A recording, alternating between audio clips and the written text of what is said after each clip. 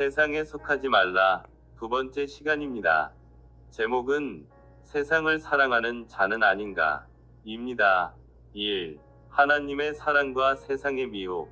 성도는 세상의 쾌락을 좇는 자가 아니라 하나님 나라의 백성으로서 거룩한 삶을 살아야 합니다. 요한일서 2장 15에서 17절 말씀을 살펴보겠습니다. 1. 요한일서 2장 15절. 이 세상이나 세상에 있는 것들을 사랑하지 말라. 누구든지 세상을 사랑하면 아버지의 사랑이 그 안에 있지 아니하니. 이 말씀은 우리에게 세상과 그 안에 있는 것들에 대한 사랑을 경계하라고 가르칩니다. 하지만 단순히 세상의 죄악을 미워하라는 차원을 넘어 하나님 나라의 관점에서 이 말씀은 더 깊은 은혜와 진리를 담고 있습니다. A. 세상 사랑의 본질과 하나님 나라의 사랑. 우리가 사랑하지 말아야 할 세상은 단순히 우리가 사는 물리적 공간을 의미하지 않습니다. 성경에서 말하는 세상, 곧 코스모스는 하나님을 거스르는 가치와 체계, 그리고 삶의 방식을 총칭합니다. 이는 끊임없이 우리에게 쾌락, 성공, 명예를 추구하게 만들며 우리의 마음이 하나님보다 더 세상의 것들을 향하도록 유혹합니다. 우리는 하나님을 사랑한다고 고백하면서도 동시에 세상의 성공과 안락함을 놓지 못할 때가 많습니다. 이것이 바로 두 주인을 섬길 수 없다는 예수님의 말씀이 가리키는 바입니다. 하나님 나라는 우리의 마음 중심에 오직 하나님만을 왕으로 모시는 것을 요구합니다. 세상 사랑이 우리 안에 들어오는 순간 우리는 하나님 나라의 시민으로서의 정체성을 잃고 방황하게 됩니다. B. 하나님 나라의 부르심. 세상으로부터 분리된 거룩한 삶. 그렇다면 우리는 어떻게 세상 사랑에서 벗어날 수 있을까요? 요한일서 2장 15절은 우리에게 단순히 하지 말라는 금지 명령을 넘어 아버지의 사랑이 우리 안에 있어야 한다고 역설합니다. 이것은 우리가 세상의 가치로부터 분리되어 거룩한 삶을 살 때 비로소 하나님 아버지의 충만한 사랑을 경험할 수 있다는 역설적 진리입니다. 하나님 나라는 세상의 가치와 다른 새로운 질서를 제시합니다. 세상이 가져야 행복하다고 말할 때 하나님 나라는 가난한 자가 복이 있다고 말씀합니다. 세상이 높아져야 성공이라고 말할 때 하나님 나라는 섬기는 자가 가장 크다고 말씀합니다. 이러한 하나님 나라의 가치관으로 무장할 때 우리는 세상의 유혹을 이겨낼 힘을 얻게 됩니다. C. 하나님 나라의 관점에서 세상을 사랑하는 방법. 하지만 이 말씀이 세상과 완전히 담을 쌓고 살아야 한다는 의미는 아닙니다. 예수님은 세상에 오셔서 병든 자를 고치시고 죄인들과 함께 식사하셨습니다. 예수님은 세상을 사랑하셨지만 세상의 가치를 따르지 않으셨습니다. 이것이 바로 우리가 배워야 할 지혜입니다. 우리는 세상 속에서 살아가되 세상의 가치를 따르지 않고 하나님 나라의 가치를 따라야 합니다. 예를 들어, 우리는 직장 생활을 통해 생계를 유지하지만 그 목적이 오직 개인적인 성공이 아니라 하나님의 영광을 위한 것이 되어야 합니다. 우리는 돈을 벌지만 그 돈을 사용하여 이웃을 돕고 하나님 나라를 확장하는 데 사용해야 합니다. D. 하나님 나라를 선택하라. 요한일서 2장 15절은 우리에게 세상과 하나님 사이에서 양자택일하라고 요구합니다. 우리가 세상을 사랑하면 아버지의 사랑이 우리 안에 없고 우리가 아버지를 사랑하면 세상 사랑이 우리 안에 있을 수 없습니다. 세상이 제시하는 화려한 유혹들을 내려놓고 오직 하나님의 사랑만을 구하십시오. 하나님 나라의 시민으로서의 정체성을 회복하고 이 땅에서 이미 시작된 하나님의 통치를 삶으로 증명하십시오. 그럴 때 우리는 이 세상에 덧없는 것들을 추구하는 대신 영원하고 충만한 아버지의 사랑 안에서 참된 기쁨과 만족을 누리게 될 것입니다. 2. 요한일서 2장 16절. 이는 세상에 있는 모든 것이 육신의 정욕과 안목의 정욕과 이생의 자랑이니 다 아버지께로부터 온 것이 아니요 세상으로부터 온 것이라. 이 구절은 우리가 매일 접하는 세상의 유혹들을 명확히 구분하여 보여줍니다. 첫째, 육신의 정욕은 우리의 본능적인 욕구를 자극하는 것입니다. 이는 먹고 마시는 것, 쾌락을 추구하는 것, 편안함을 갈망하는 것 등입니다. 이러한 욕구 자체는 죄가 아니지만 이것이 우리의 삶을 지배하게 될 때 우리는 하나님으로부터 멀어지게 됩니다. 둘째, 안목의 정욕은 눈으로 보고 탐하는 모든 것입니다. 더 좋은 집, 더 비싼 차, 더 화려한 옷 등 겉으로 보이는 것을 통해 만족을 얻으려는 마음입니다. 이는 끊임없이 더 많은 것을 소유하려는 욕망을 부추기며 결국 우리를 소유의 노예로 만듭니다. 셋째, 이생의 자랑은 우리가 성취한 것을 스스로 뽐내고 인정받으려는 교만한 마음입니다. 학벌, 재산, 명예 등 세상적인 기준으로 자신의 가치를 평가하고 다른 사람보다 우월하다고 여기는 마음은 하나님 앞에서 아무것도 아닙니다. 이러한 세상의 것들은 일시적이며 결국 사라질 것입니다.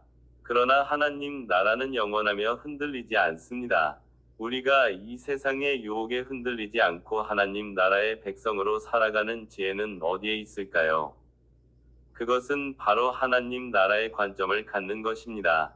우리가 가진 모든 것이 하나님의 은혜로 주어진 것임을 깨닫고 우리의 삶의 목적이 세상의 정욕을 채우는 것이 아니라 하나님의 뜻을 이루는 것임을 고백할 때 우리는 세상의 유혹을 이길 수 있습니다.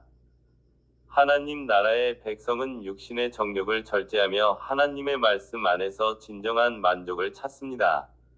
안목의 정욕 대신에 하나님의 영광을 바라보며 이생의 자랑 대신에 오직 주님만을 자랑합니다.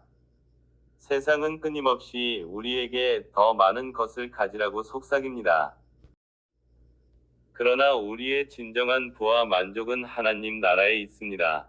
세상의 헛된 욕망을 버리고 오직 하나님의 사랑과 은혜 안에서 진정한 자유와 기쁨을 누리기를 소망합니다. 3. 요한일서 2장 17절. 이 세상도 그 정욕도 지나가되 오직 하나님의 뜻을 행하는 자는 영원히 거하느니라. 이 말씀은 단지 세상의 덧없음을 경고하는 차원을 넘어 우리가 왜 하나님의 뜻을 행해야 하는지를 가장 분명하게 보여줍니다. 1. 지나가는 세상과 그 정욕.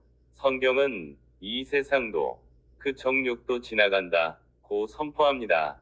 여기서 세상, 코스모스은 단순히 우리가 사는 지구를 의미하는 것이 아닙니다. 하나님을 대적하고 하나님 없이 스스로 존재하려는 인간의 모든 문화와 체계를 총칭합니다. 이 세상은 마치 낡은 옷처럼 혹은 허물어지는 건물처럼 언젠가 사라질 것입니다. 우리가 그토록 애착을 갖고 쌓아 올린 명예, 재물, 권력, 쾌락 이 모든 것들이 결국은 덧없이 사라질 정욕에 불과합니다. 우리는 흔히 이 세상의 가치들을 영원한 것처럼 착각하며 살아갑니다. 그러나 이 세상의 모든 것은 유한합니다. 젊음은 늙고 건강은 쇠하고 재물은 사라집니다. 이러한 세상의 가치에 우리의 삶을 투자하는 것은 마치 모래 위에 집을 짓는 것과 같습니다. 아무리 화려하게 지어도 결국 파도에 휩쓸려 사라질 것입니다. 2. 영원히 거하는 하나님의 뜻. 반면 말씀은 오직 하나님의 뜻을 행하는 자는 영원히 거하느니라 고 선포합니다. 여기서 영원히 거한다는 것은 단순히 오래 산다는 의미가 아닙니다. 이는 하나님의 나라에 참여하여 하나님과 영원히 교제하며 사는 것을 의미합니다. 하나님의 뜻은 이 세상의 덧없는 가치들과 달리 영원히 변치 않는 진리입니다. 하나님의 뜻을 행하는 것은 곧 하나님의 나라를 이 땅에 구현하며 살아가는 것입니다. 그렇다면 하나님의 뜻을 행한다는 것은 구체적으로 무엇일까요?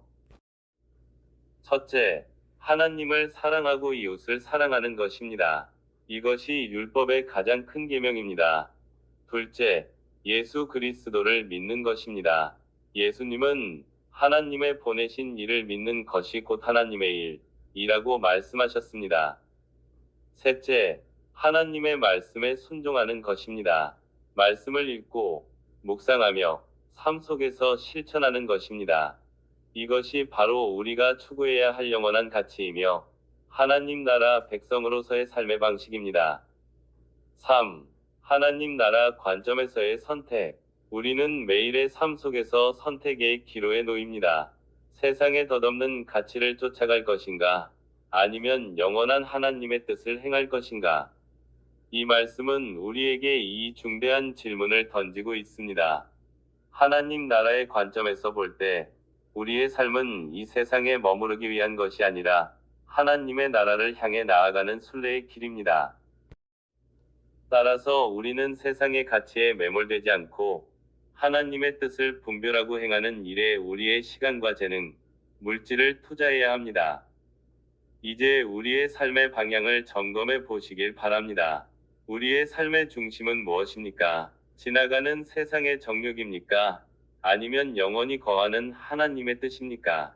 부디 이 말씀을 기억하며 덧없는 세상의 가치들을 내려놓고 영원한 하나님의 나라를 향해 나아가는 저와 여러분이 되기를 소망합니다. 2. 세상의 사랑이 아닌 하나님의 사랑을 구하라. 우리가 세상을 사랑하면 하나님의 사랑을 잃게 됩니다. 세상은 끊임없이 우리를 유혹하며 하나님과의 관계를 멀어지게 합니다. 우리가 세상을 사랑하면 물질, 명예, 권력에 대한 욕심에 빠져 결국 하나님을 섬기지 못하게 됩니다. 예수님께서는 마태복음 6장 24절에서 한 사람이 두 주인을 섬기지 못할 것이니 혹 이를 미워하고 저를 사랑하거나 혹 이를 중히 여기고 저를 경히 여김이라 너희가 하나님과 재물을 겸하여 섬기지 못하느니라 고 하셨습니다. 이 말씀은 우리 삶의 우선순위에 대한 명확한 기준을 제시합니다. 특히 하나님 나라의 관점에서 볼 때 이 구절은 우리가 무엇을 인생의 궁극적인 목적으로 삼아야 하는지를 깊이 성찰하게 합니다. 1. 하나님 나라의 유일한 주인, 하나님.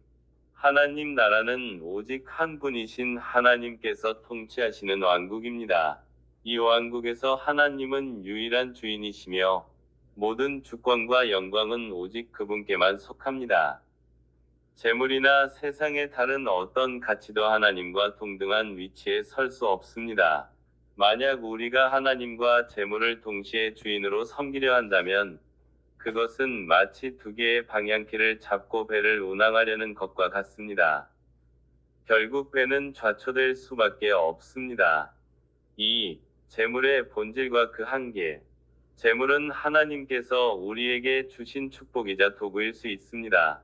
그러나 재물 자체가 목적이 되면 그것은 우리를 지배하는 우상이 됩니다. 재물은 영원하지 않으며 우리의 영혼을 구원할 수 없습니다. 썩어질 것에 마음을 빼앗기면 우리는 영원한 하나님 나라의 가치를 잃어버리게 됩니다. 예수님께서는 재물을 만몬이라 부르셨는데 이는 재물이 가진 신적인 힘, 즉 우리를 지배하고 우상화될 수 있는 위험성을 경고하신 것입니다. 3. 하나님 나라를 선택하는 삶. 마태복음 6장 24절은 단순한 선택의 문제가 아니라 삶의 근본적인 방향성에 대한 도전입니다. 하나님을 주인으로 모시는 삶은 어떤 모습일까요? 그것은 재물을 경시하라는 뜻이 아닙니다. 오히려 재물을 하나님의 영광을 위해 이웃을 사랑하는 일에 사용하는 청지기의 삶을 의미합니다. 재물을 소유하되 재물에 소유당하지 않는 삶입니다. 이는 곧 하나님의 통치가 우리의 삶 전체에 임하도록 하는 것입니다. 4. 은혜로 충만한 삶의 열매. 하나님을 유일한 주인으로 섬기는 삶은 우리에게 깊은 평안과 만족을 가져다 줍니다. 재물에 대한 염려와 근심에서 벗어나 하늘 아버지께서 우리의 모든 필요를 채워주신다는 믿음으로 살아갈 수 있습니다. 이 믿음은 우리를 물질적 풍요에 얽매이지 않게 하며 오히려 더 큰 영적인 자유와 기쁨을 누리게 합니다. 하나님 나라를 먼저 구할 때 하나님께서는 우리의 삶에 필요한 모든 것을 더하여 주시는 은혜를 경험하게 될 것입니다.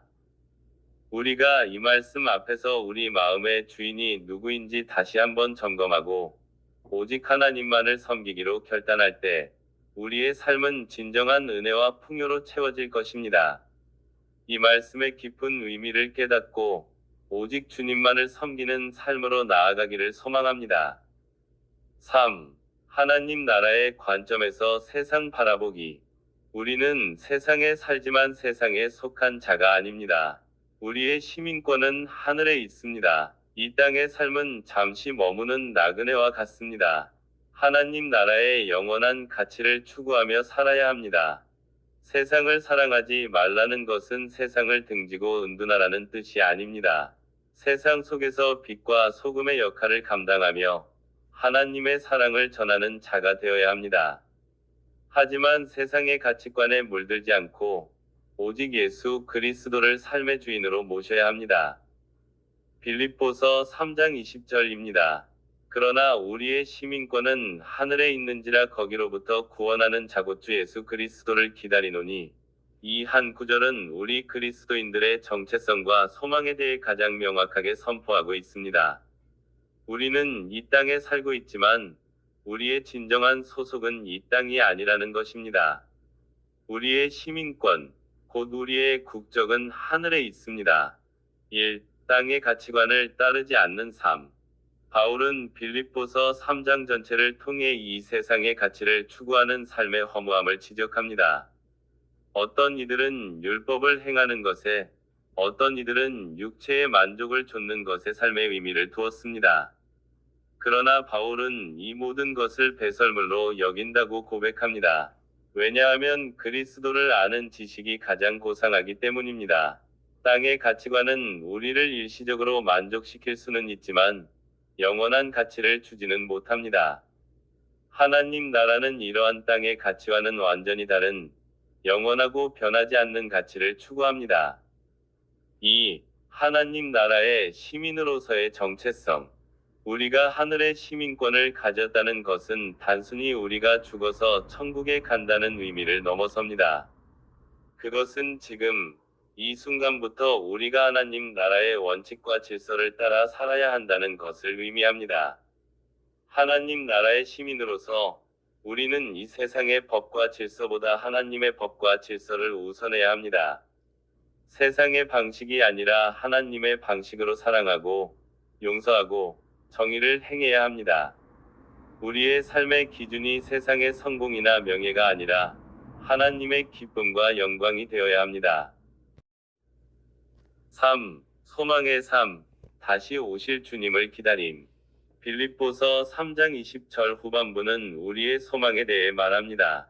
거기로부터 구원하는 자 곧 주 예수 그리스도를 기다리노니. 우리는 하늘의 시민으로서 다시 오실 주님을 기다리는 사람들입니다. 이 기다림은 막연한 기다림이 아닙니다. 그것은 현재의 삶을 더욱 성실하게 살아가는 동기가 됩니다. 예수님께서 다시 오실 때 우리의 낮은 몸을 변화시켜 영광스러운 몸이 되게 하실 것입니다. 이 소망은 우리가 이 땅에서 겪는 모든 고난과 어려움을 이겨낼 힘을 줍니다. 마치 고향으로 돌아갈 날을 손꼽아 기다리는 나그네처럼 우리는 영원한 본향을 향해 나아가고 있습니다. 4. 실천적 적용. 삶 속에서 하나님 나라를 살아내기. 그렇다면 우리는 어떻게 우리의 삶 속에서 하나님 나라의 시민으로 살아갈 수 있을까요? A. 가치관의 전환.